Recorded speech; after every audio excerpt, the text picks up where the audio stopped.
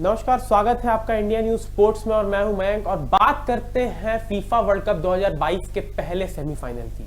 जी हां, बहुत सारे स्पेकुलेशन थे इस मैच के पहले। अर्जेंटीना वर्सेस क्रोएशिया, बहुत ही बड़ा मैच हो सकता है। लियोनेल मेसी इस मैच को ना खेले, बहुत सारे लोग ये बातें बना रहे थे क्योंकि नेदरलैंड्स के अगेंस्ट जो किस्सा हुआ था रेफरी को क्रिटिसाइज करने का, उसके कारण हो सकता है डिसिप्लिनरी कमेटी का एक्शन जो है वो मेसी के अगेंस्ट होगा। लेकिन इन सब स्पेकुलेशंस के बावजूद कल लियोनेल मेसी पिच पर थे और उन्होंने सबको दिखा दिया कि वो क्यों दुनिया के सबसे महान खिलाड़ियों में से एक माने जाते हैं।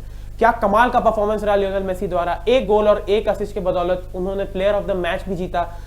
क्या कमाल का मैच रहा, 3-0 से, जी हां 3-0 से अर्जेंटीना ने क्रोएशिया को हराया। ठीक यही स्कोर लाइन थी जब 2018 में ये दो टीमें मिली थी, लेकिन उस बार क्रोएशिया ने बाजी मारी थी। बहुत ही कमाल का परफॉर्मेंस रहा, स्पेशली अगर हम अटैकिंग लाइन की बात करें अर्जेंटीना की, बहुत अटैकिंग खेले। जूलियन अल्वारेज यंगस्टर, क्या कमाल का वो गोल था जो उन्होंने बिल्कुल अपने हाफ से क्रोएशिया के हाफ तक पूरी डिफेंस को ब्रीच करते हुए चले गए और आखिरी में गोलकीपर को भी बीट किया और कमाल का गोल आया। हालांकि वो जो पेनल्टी मिला वो थोड़ा लोग कह रहे हैं कि वो पेनल्टी नहीं होना चाहिए था, लेकिन मैं आपको बता दूं कि गोलकीपर के इंफ्रिंजमेंट के कारण वो पेनल्टी दी गई थी। जब गोलकीपर को कोई प्लेयर चिप करता है बॉल, तो गोलकीपर उससे फिर लड़ नहीं सकता, जो कि हमने देखा कि डायरेक्ट कांटेक्ट में आए दोनों प्लेयर, जिसके कारण जूलियन अल्वारेज गिर गए, तो इसीलिए वो पेनल्टी दी गई थी। वो एक इंफ्रिंजमेंट का केस था जिसके कारण वो पेनल्टी दी गई थी, तो उस पर मेरे हिसाब से तो कोई ज्यादा डिबेट होना नहीं चाहिए। लेकिन उस पेनल्टी के कन्वर्ट होते ही हमने देखा कि क्रोएशिया का मोराल कैसे डाउन हो गया। मोराल बहुत बड़ी चीज है गेम में। क्रोएशिया का मोराल जिस तरह से डाउन हुआ, उसके बाद वो टीम उठ ही नहीं पाई। जिस टीम ने इस बार इतना अच्छा डिफेंसिव परफॉर्मेंस दिखाया है, उनके गोलकीपर ने इतना कमाल का परफॉर्मेंस दिया है। 2 पेनल्टी शूटआउट से ये लोग जीतते हुए आ रहे हैं।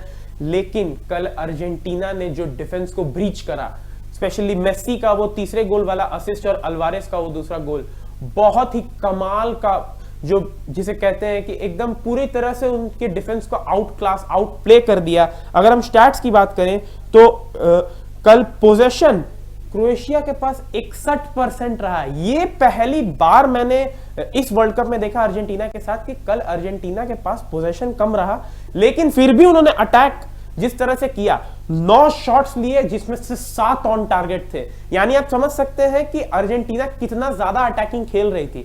इवन दो उन्होंने पोजीशन अपने पास कम रखा, वो बहुत ही ज्यादा अटैकिंग खेल रहे थे। और अगर हम बात करें क्रोएशिया की, क्रोएशिया ने 12 शॉट्स लिए जिसमें से सिर्फ 2 ऑन टारगेट रहे। बहुत ही मतलब ऐसा लग रहा था कि जबरदस्ती शॉट्स लेने का प्रयास किया जा रहा है, जबरदस्ती गोल एक करने का प्रयास किया जा रहा है, मगर उसमें सक्षम नहीं हो पा रहे हैं। और कल ये भी है कि लूका मॉड्रिच इस वर्ल्ड कप से बाहर हो गए। लूका मॉड्रिच का ये आखिरी वर्ल्ड कप है कह सकते हैं, 37 साल के हैं वो। और अब क्रोएशिया की टीम जो है वो 3rd प्लेस के लिए खेलेगी। जो भी फ्रांस और मोरक्को की मैच में हारेगी उनसे, ये मैच होगा आपको 17 दिसंबर को। और अगर अब हम हेड टू हेड के बारे में बात करें तो अब अर्जेंटीना क्रोएशिया के विरुद्ध जितने भी मैचेस हुए उसमें आगे चल रही है, क्योंकि दोनों टीमों के बीच में 3 मैचेस हुए हैं और अर्जेंटीना ने 2 जीते हैं, वहीं क्रोएशिया ने सिर्फ 1। अगर हम स्टैट्स की बात करें, कल लियोनेल मेसी ने गैब्रियल बैटिस्टूटा का रिकॉर्ड तोड़ दिया है। अब वो अर्जेंटीना के लिए ऑल टाइम टॉप स्कोरर बन गए हैं फीफा वर्ल्ड कप के मुकाबलों में, और असिस्ट में भी वो मैराडोना के बराबरी पे आ गए हैं। इस बार मेसी ने कमाल का जो कंट्रीब्यूशन है अपना दिखाया है, 5 गोल कंट्रीब्यूशंस है सिर्फ नॉकआउट्स में। तो आप समझ सकते हैं कि किस लेवल का परफॉर्मेंस दिखा रही है मेसी। तो अगर हम बात करें गोल्डन बॉल की, तो प्रबल दावेदार दिख रहे हैं अभी तक मुझे लियोनेल मेसी। हालांकि किलियन एम्बापे भी उस लाइन में है जो कि आज देर रात एक्शन में होंगे, लेकिन क्या कमाल का अर्जेंटीना का परफॉर्मेंस रहा है।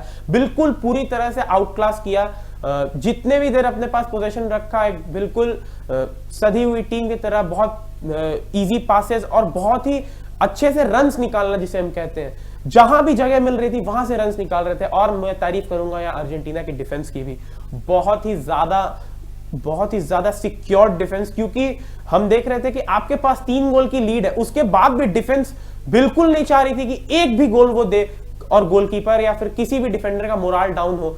आखिरी तक क्लीन शीट बरकरार रखना, बहुत ही कमाल का परफॉर्मेंस रहा अर्जेंटीना। और अब अर्जेंटीना बन गई है पहली टीम जो 2022 फीफा वर्ल्ड कप के फाइनल में पहुंच गई है। जी हां, लियोनेल मेसी का सपना शायद साकार हो सकता है, अभी भी ये पूरी उम्मीद है, फैंस को उम्मीद है, लेजेंड्स को भी उम्मीद है, मेसी को खुद भी उम्मीद होगी कि अब शायद वो बहुत ही करीब है अपने सपने से, जो कि है अर्जेंटीना के लिए फीफा वर्ल्ड कप जीतने का। और अगर हम बात करें उसी रिकॉर्ड की, 2014 में वो चूक गए थे, बस एक कदम से चूक गए थे। 2014 में फाइनल्स तक पहुंची थी अर्जेंटीना, मगर जर्मनी ने हरा दिया था और अर्जेंटीना का लियोनेल मेसी का सपना जो है वो वहीं का वहीं रह गया था। लेकिन दूसरा मौका मिला है लियोनेल मेसी को अपना सपना साकार करने को, और बहुत लोगों की उम्मीदें जुड़ी हुई हैं, पूरे देश पूरी दुनिया की उम्मीदें उनसे जुड़ी हुई हैं कि लोग ये भी, बहुत सारे रोनाल्डो फैंस भी ये कह रहे हैं कि अब शायद मेसी को एक वर्ल्ड कप तो मिलना चाहिए, क्योंकि एक होता है कि एक ना किसी greatest of the all time को तो सारा कुछ मिलना चाहिए जो वो डिजर्व करते हैं। ऐसे ही मैचेस के प्रीव्यूज, रिव्यूज और फीफा वर्ल्ड कप से जुड़े फैक्ट्स के लिए हमारे साथ जुड़े रहें, देखते रहें इंडिया न्यूज स्पोर्ट्स। शुक्रिया।